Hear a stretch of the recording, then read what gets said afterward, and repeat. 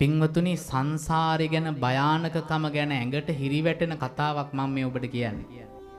මේ මහ පොළොවේ තියෙන වැලි කැට ගානට පුතේ අපි ඉපදිලා තියෙනවා අනික් සත්ව ලෝකවල. මහ පොළොවේ තියෙන වැලි කැට ගානට. පණුව වෙලා, ගැඩවිලෝ වෙලා, ඌරෝ වෙලා, බල්ලෝ වෙලා, හරක් වෙලා, මත්ස්‍යෝ වෙලා, පක්ෂීන් වෙලා ඉපිද සංසාරේ අනන්ත දුක් විඳ පින්වතුනි සත්තු වෙලා ඉපදිලා. දැන් පණුවෙක් වෙලා ඉපදුනහම පණුවට වෙන්නේ මොකක්ද කියලා ඔබට කියන්න ඕනේ.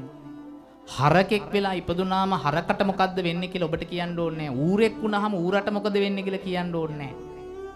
මේ අනන්ත සංසාරෙක අපි ওই විදියට සත්තු වෙලා ඉපදිලා තියෙනවා. මහ පොළොවේ තියෙන මොනව ගන්නටද?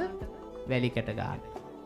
බුදුහාමුදුරෝ දේශනා කරන පින්වත් මහණෙනි, මහ පොළොවේ තියෙන වැලි වලින් වැලි කැට ප්‍රමාණයක් අතට ගත්තාම මෙන්න මේ නියපිට ඉතුරු වෙන්නේ වැලි කැට කීයක්ද?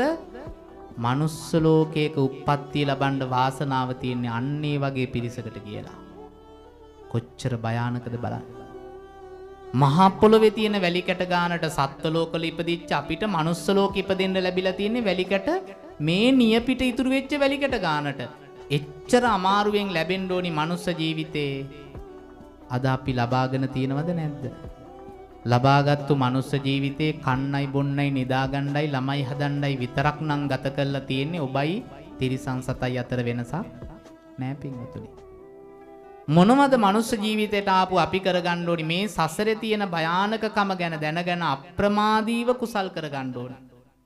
මං කියවනේ උදේට නැගිටලා පැන් කෝප්පයක් බුදුහාමුදුරුවන්ට තියන්න සල්ලි ඕනි නෑ.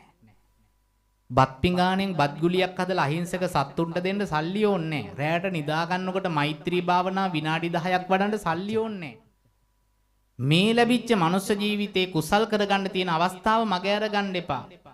ඒ අවස්ථාව මග ඇරුණොත් ආය මනුස්ස ජීවිතයක් ලැබෙයිද කියලා අපි කවුරුත් දන්නේ නෑනේ පින්වතුනි.